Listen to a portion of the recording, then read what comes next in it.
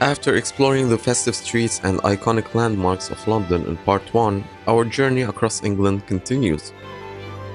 This time we're heading north to Liverpool, the city that gave the world one of the greatest bands in music history.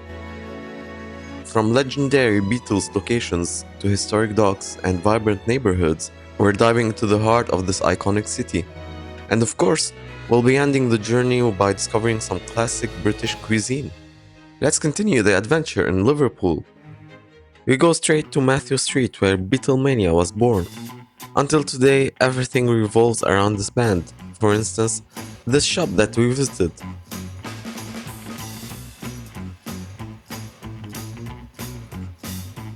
Hidden beneath the city streets, the legendary Cavern Club still pulses with history.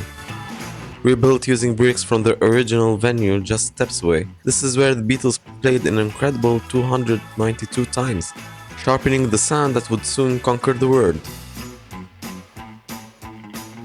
To make the experience more complete, there was a band performing the Beatles' most iconic tunes.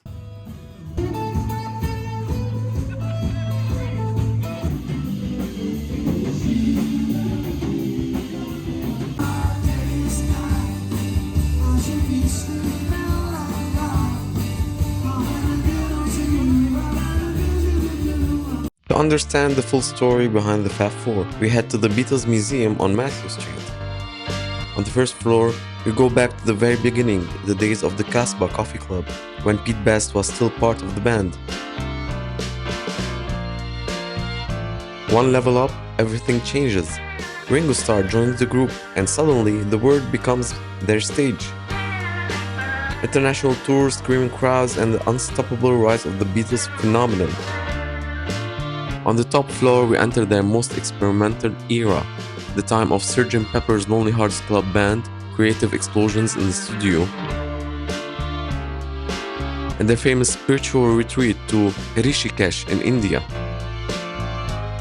But Liverpool is far from being frozen in the 1960s. Now, we step into a different side of Liverpool. The streets feel younger, livelier, a city that has clearly reinvented itself. Many interesting stores are open, for instance, the Minister of Wizards, a fun little detour for fantasy lovers.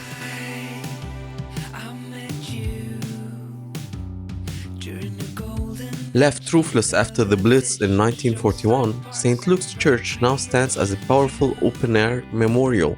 Just a short walk away, the skyline is dominated by the monumental Liverpool Cathedral. This is the largest cathedral in Britain and one of the biggest in the world. Its soaring Gothic revival design, vast interior, and peaceful atmosphere make it truly unforgettable.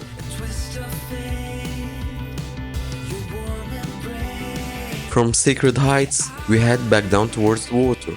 Because Liverpool's story is also a maritime one, for centuries, the city's docks were the beating heart of a global trading empire, connecting Britain to the world, and helping shape the Liverpool we see today. That legacy comes beautifully to life at the historic Royal Albert Dock, with its iconic red brick warehouses, calm waters, and vibrant waterfront atmosphere. Still at the waterfront, we come across the Fab Four, so let's get back to their emblematic story. Inside the Beatles story, the journey begins when John Lennon first met Paul McCartney at the Walton Fete in 1957 during a performance by the Quarrymen. From there, the story accelerates. The young band sharpened their sound playing gritty early gigs at the Casbah Coffee Club before heading to Hamburg, where long nights and relentless shows forged the Beatles' identity. Local newspaper Mercy Beat quickly sensed something extraordinary. Under the guidance of manager Brian Epstein, the group's rise became unstoppable. Crowds packed the Cavern Club, their records were crafted at Abbey Road Studios, and soon the world was watching. In 1964, their appearance on The Ed Sullivan Show ignited full-blown Beatlemania in the United States. After Epstein's death, the band entered a bold and experimental era, giving us masterpieces like Sgt. Pepper's Lonely Hearts Club Band, Magical Mystery Tour, and Yellow Submarine. But as the 1970s approached, the story that changed music forever came to an end. Each Beatle followed his own path.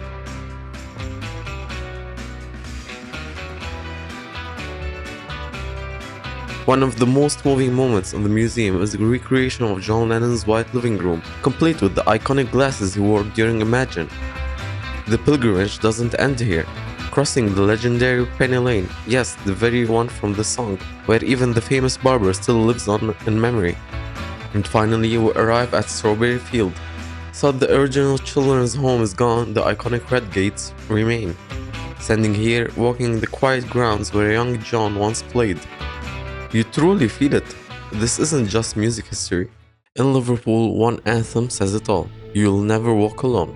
We made our way to the legendary Liverpool Football Club home, Anfield. But arriving late on a non-match day, the stadium stood quiet, almost solemn. Still, just being here is enough to feel the weight of history and the passion that defines the city. Outside the grounds, we paused for a moment of reflection at the memorial to the victims of Hillsborough disaster, a tragedy that forever marked the club and united its supporters around the world. Because here in Liverpool, football is more than a game. And of course, no trip to England would be complete without diving into the local food scene.